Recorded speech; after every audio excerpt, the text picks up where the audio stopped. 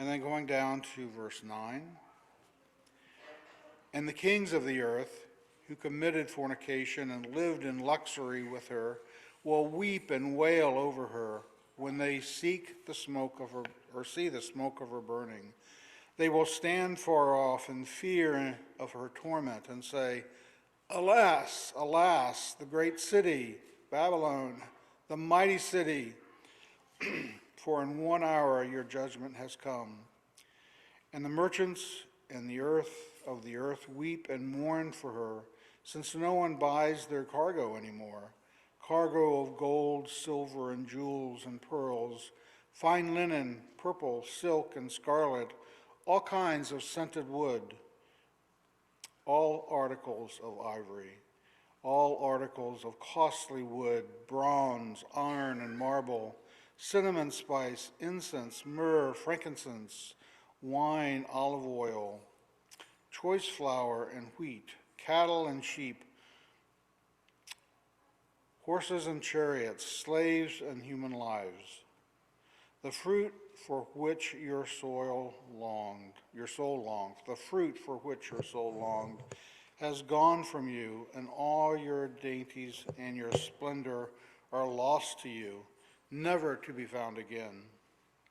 The merchants of these wares, who gained wealth from her, will stand far off in fear of her torment, weeping and mourning aloud. Alas, alas, the great city, clothed in fine linen and in purple and scarlet, adorned with gold and with jewels and with pearls.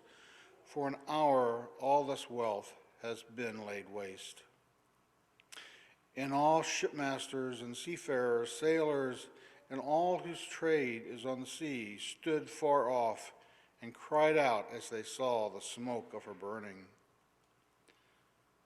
What city was like the great city?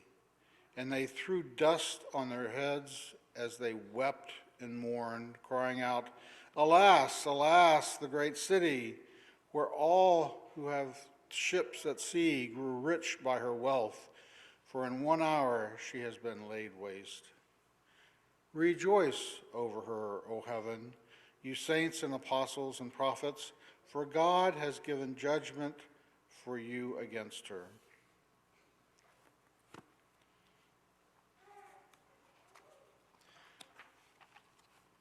Brian?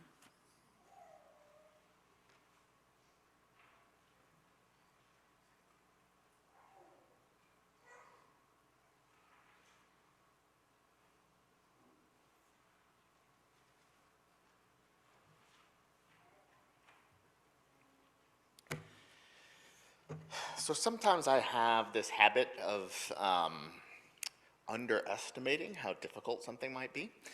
Let me give you an example. A little while ago, I was at the mall with my kids, and as we're walking through the mall, we saw one of those kind of candy dispenser looking things, but instead of candy, they had bouncy balls. And I was asked, can we buy a bouncy ball? And I thought, oh yeah, that's a great toy. You know, when I was a kid, I remember enjoying playing with bouncy balls. It was only 50 cents. It was surely better than sticking a phone in front of their face to distract them. So I thought, yeah, that's great. Let's get a bouncy ball. And immediately regretted it, just immediately. Because of course, as soon as the bouncy ball got into my child's hands, it was bouncing its way down the hallway of the mall, jumping in front of people. You know, we're having to do this kind of excuse me thing, trying to get it into the store without causing any kind of a ruckus. So I grab it and I say, okay, we can only play with the bouncy ball outside. And you know, they listened, and I was grateful for that. So I handed off the bouncy ball, thought that I had resolved the problem. But of course, as soon as we stepped outside, there it goes, bouncing again, working its way into the busy parking lot. And so I had to say, wait, no, you know, and you yell, and you stop everybody, and you grab it, and say, okay, we can only play with it at the house, right? Only at the house. Still not a solution.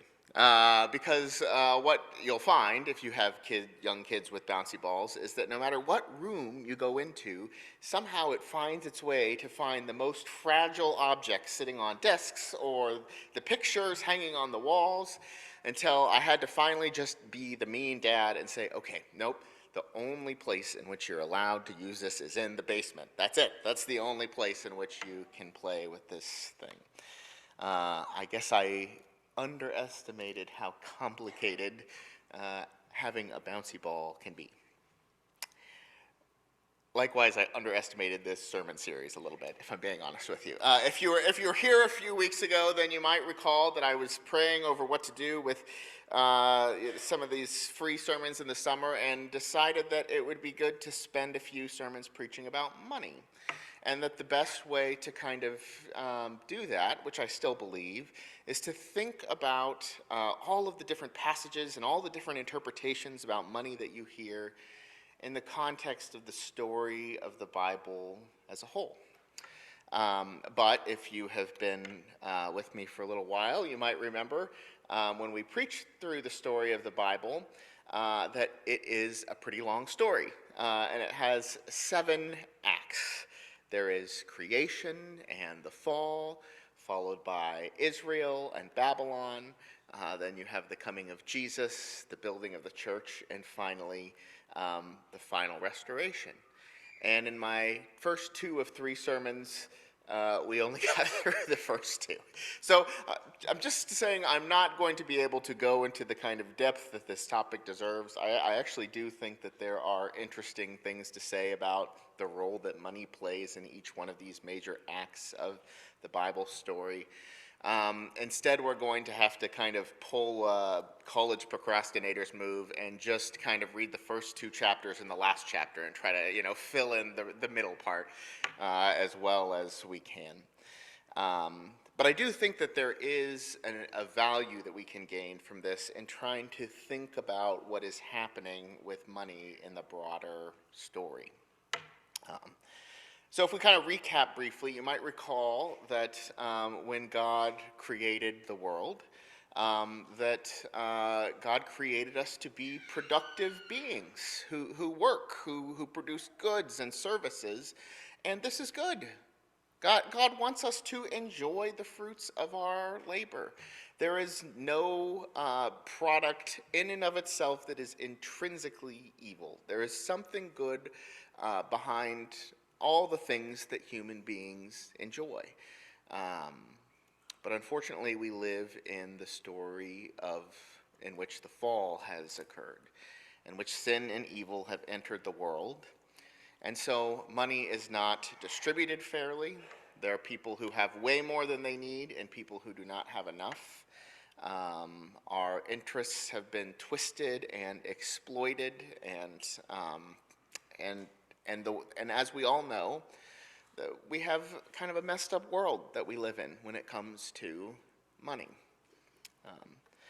But as we think about that, I think sometimes our tendency is to think, well, that this is just because of greedy human beings at the individual level. And that's certainly a part of it. As individuals, we make choices that contribute to the suffering of others. But there's another kind of set of actors at play. Because you see, especially as we get into the New Testament, the Bible discusses this presence of something called powers and principalities. These kinds of invisible spiritual forces that can have a profound impact on our lives and our society, right? I think Jesus is alluding to it in the Sermon on the Mount when he says, no one could serve 2 masters, for a slave will either hate the one and love the other, or be devoted to the one and despise the other. You cannot serve God and wealth. Now, in referencing slavery here, Jesus was not endorsing it. He was speaking about an institution that was very prevalent and familiar in his world. But the point that he is making is that we are not these kind of free agents that we think we are. that we are slaves to kind of more powerful forces that have a huge impact on our lives. And it's interesting that one of the things that he describes as kind of a master of human lives is wealth. Because we typically think of wealth and money and property as things that humans control. But here Jesus is speaking about it as something that controls us. It has this kind of more spiritual authority or autonomy to it than we might normally think. And this is actually even clearer in the Greek, because when Jesus uses the word that's translated as wealth in the NRSV, he doesn't use the kind of typical language that the Bible, that the New Testament in particular uses when it's talking about money and yet wealth. He uses a word that actually the King James keeps in its translation, mammon. Maybe you've heard this, that you cannot serve both God and mammon. And most biblical scholars think that mammon was likely a kind of god of wealth that one of the neighboring polytheistic cultures, Syrian culture or Canaanite culture or something along these lines, that this was one of their gods, similar to the way that Plutus was the god of wealth in Greek mythology, and that this god became so closely associated with wealth that its name became kind of interchangeable with wealth. So the NRSV is not wrong when it translates "you cannot serve both God and wealth," but it doesn't quite capture the spiritual connotation. There is a sense that this is not just a thing, but a spiritual force, a spiritual power. And in the Middle Ages, they really ran with this idea. They explore this. Mammon was a very familiar, evil spiritual being. Perhaps you've heard of the 7 deadly sins, which was a concept that really developed in the Middle Ages. One of them is greed, and mammon was kind of like the patron evil spirit of greed. And there are all these stories about how mammon would ensnare people and control people and interfere in the world's affairs. But in Western Christianity, at least, as we got into kind of the modern era, people started taking those stories less and less seriously. All this talk about demons and spirits felt very superstitious. It felt like they were kind of substituting for a lack of scientific understanding and awareness of the world. It made much more sense to describe what happened in terms of natural events and individual human choices. But as some philosophers were studying individual human choices and a new field of economics emerged, they started to realize something. That when we are studying, kind of looking at a grand scale of the buying and selling that humans do as a group, as the way that markets behave, if you will, it's not just a reflection of human behavior. It's not that humans just make choices and you can kind of look at that in a grand picture of economics. Somehow, these choices that we make take on a life of their own and influence us in return. An example that immediately comes to my mind from recent history is, I don't know if many of you recall the beginning of the pandemic just a few years ago, when all of a sudden everybody started buying toilet paper. You remember this? Like there's toilet paper is running out, and so everybody just starts buying massive amounts of toilet paper. And we bought a big thing of toilet paper. I'll be honest, we were a part of it. And why do we do that? Well, it's not just because we want toilet paper. It's because we hear that other people are buying toilet paper, and so it kind of has this panicking, controlling effect on our lives. Now that's that's kind of a dramatic example of us suddenly feeling like we're being pulled in by this force, but it happens in subtle ways in our everyday lives, in the way that we think about what we need, what we have to buy, or even if we don't think we need it, we see the society around us operating with a certain set of goods and services, and so we feel like we have to buy in order to keep up.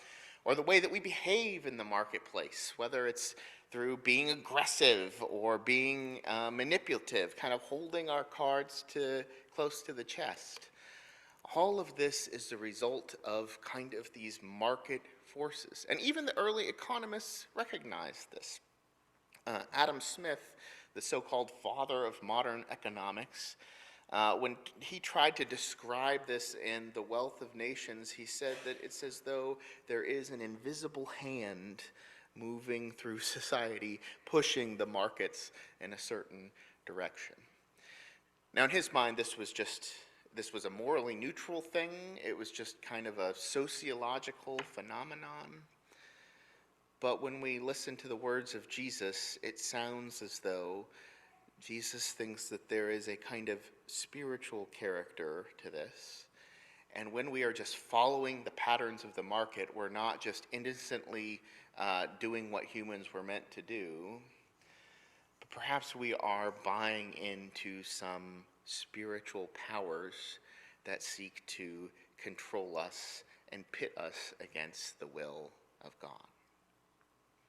Now, unfortunately, we don't have much more about Mammon in that particular passage. It's just a brief reference, and Jesus then goes on to cover a lot of other important things on the Sermon of the Mount.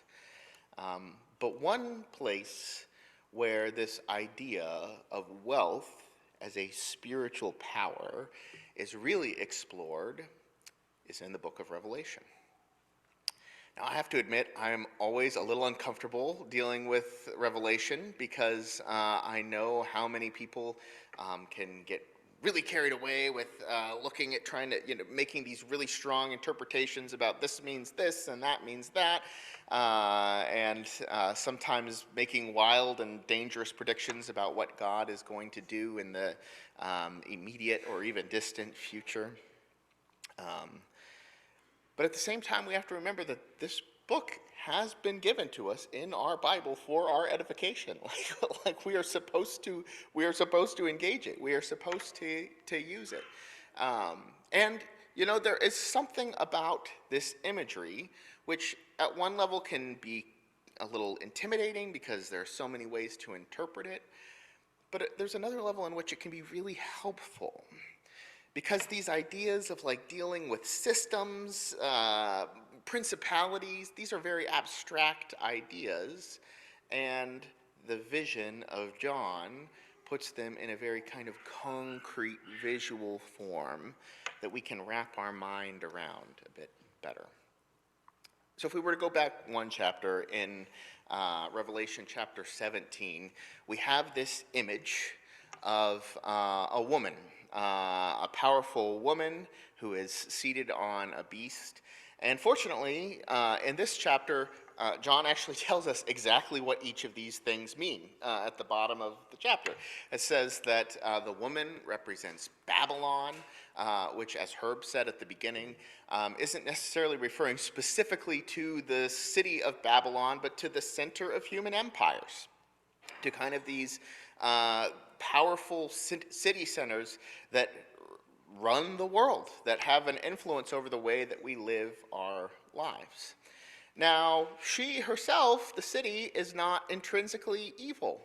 She's not bad, but she is being controlled and influenced by this beast that is underneath her, a beast that represents these kind of evil spiritual forces in the world.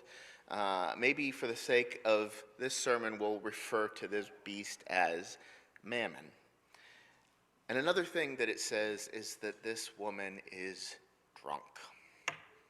She's not making good choices. She's being destructive because she is drinking from a cup that is affecting the way that she thinks and feels and acts. So what exactly is it that is in this cup? Well, it seems to be very closely connected to the allure of wealth, or the need for money and goods and services. We see this kind of reaffirmed toward the end of chapter 18, when an angel is kind of making a comment about how great Babylon was before it falls in the end, and says, your merchants were the magnates of the earth. They were the great leaders of the earth. And all the nations were deceived by your sorcery. It's an interesting claim, actually, that your merchants were the great leaders of the earth. Because certainly in ancient times, the most visible people that you would think of as the great people of the earth were not merchants, but the kings, the emperors, the people who very clearly rode around with crowns on their head and said that I am the authority. But Revelation seems to be arguing that these economic forces in the world perhaps are even more powerful. I think it's actually easier for us to wrap our minds around that concept when we have these kind of celebrity billionaires that we hear about all the time, who we know have just an incredible amount of power. And in some ways, what Apple does with the next iPhone has more influence over our lives than what Congress might do with a law that it's able to pass. But you know, it's ultimately not even the merchants themselves who are the ones pulling the strings here. They're pawns of the beast, this spiritual power as well. This kind of need for money, this hunger for wealth, this fear of not having enough is all a part of this sorcery of the nations. And it has an effect on a number of different levels of society that are kind of considered in different points in Revelation chapter 18. For example, it does talk about the kings, the governmental authorities, and says, and the kings of the earth who engaged in sexual immorality and lived in luxury with her will weep and wail over her when they see the smoke of her burning. Of course, you have to remember that this is from the perspective of after the fall of Babylon, the immediate aftermath of it, whereas the time that we are living in, Babylon is still doing quite well. There is no burning. But it's notable the way that it reflects on the past. When it's talking about the kings of the earth engaging in sexual immorality, it's really relying on metaphors of prostitution. And the thing about prostitution is that it takes something that is sacred, sex, and it cheapens it. It tries to find a quick, an easy way to satisfy a need, and somebody else profits off of it. And this is the analogy that the elder, or that perhaps the God who makes the vision, is giving us for understanding what happens when governments get entangled with wealth. Governments have this kind of sacred responsibility to care for their people, to provide for the peoples of the earth. But money has a way of making us sell out, of cheapening that, of not doing our job correctly. That can be true whether we're talking about nations like North Korea, where people, lower level officials, are accepting bribes, and people on the top are literally stealing the wealth from the masses, putting them into near starving positions so that they can live in luxury themselves. But it can also be true in places like the United States, where maybe we don't have kings so much anymore, but our government officials can easily get entangled with special interest groups who say, we're going to give you this much money for your next governmental campaign if you support this or that position. Sometimes who even use their wealth and power for their own personal enrichment. It's a problem. And it's always been a problem. As long as Babylon has reigned on earth, there has been this intoxicating temptation to drink from the cup of wealth. But those aren't the only ones who mourned at the loss of Babylon. It also talks about those merchants again and says, "The merchants of the earth will weep and mourn for her, since no one buys their cargo anymore, cargo of gold, silver, jewels, and pearls." It goes on to list a number of other things and then says, "Cattle and sheep, horses and chariots, slaves, and human lives." And I would actually agree with N.T. Wright, who says that this passage would be better translated as slaves, yes, human lives. Slaves is not just another item on this list. What John is pointing out is that people treat slaves as though they are property to be discarded and taken advantage of, along with all of these other things and animals, but pauses for us to recognize that we are talking about human lives here. Because in the ancient world, certainly in Jesus' time, slavery was a huge part of the economy. People had slaves helping to tutor their children. People had slaves working in mines. Slavery, it was so widespread that it was commonplace.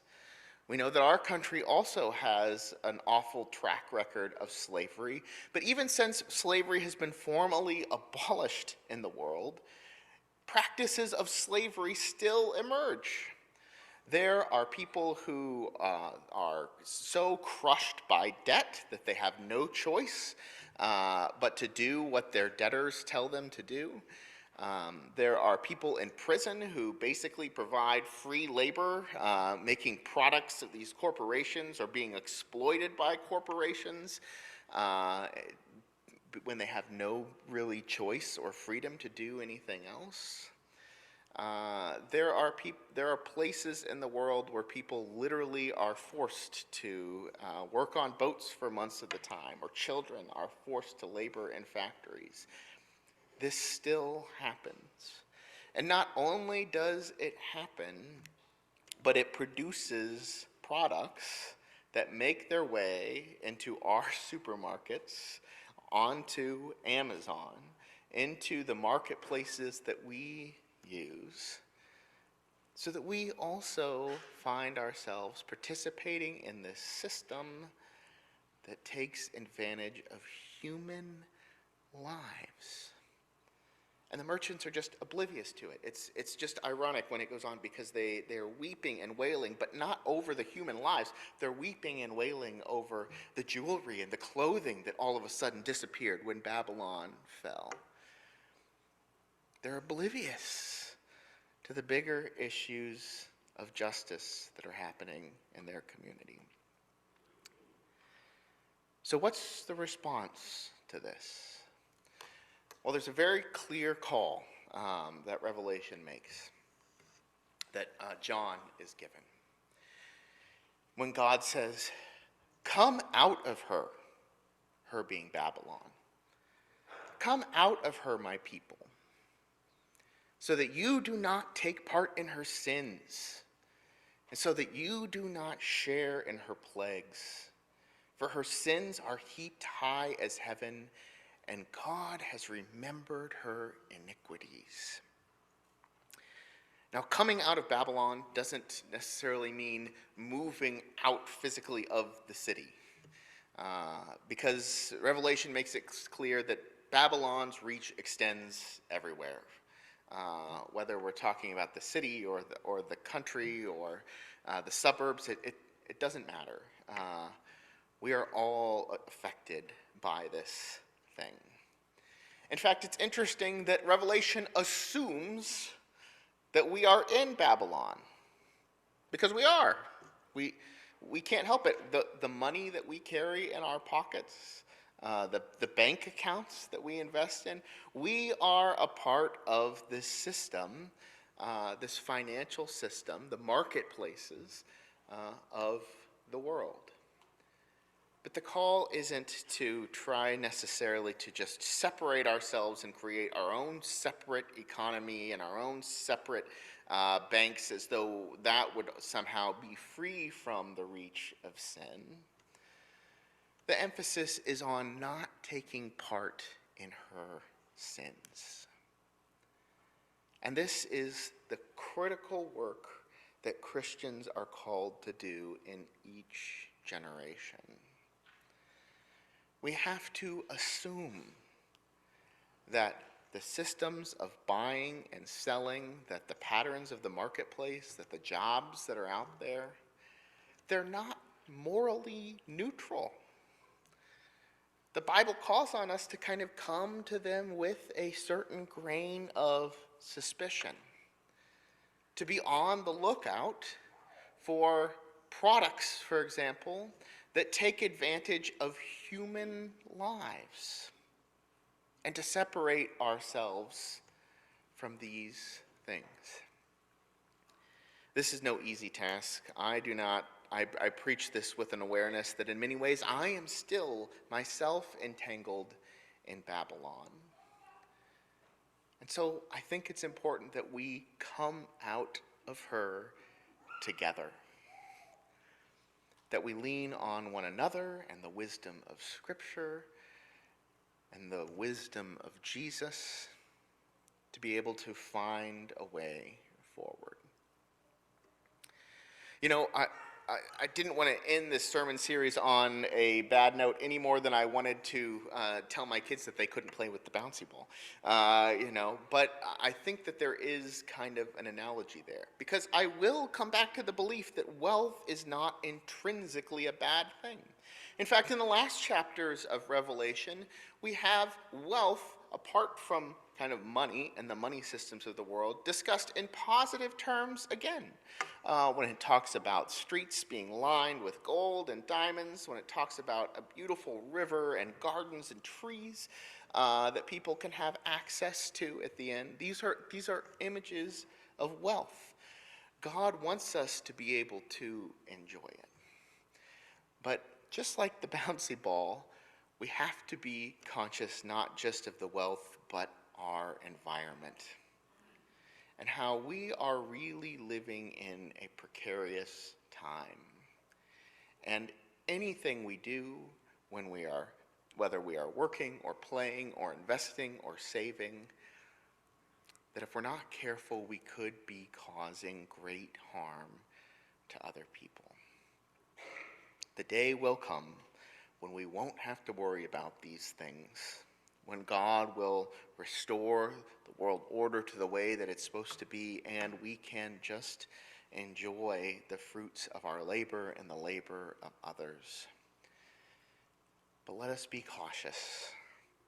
Let us come out of Babylon and remember to think about our financial choices, not just in the way that the world does,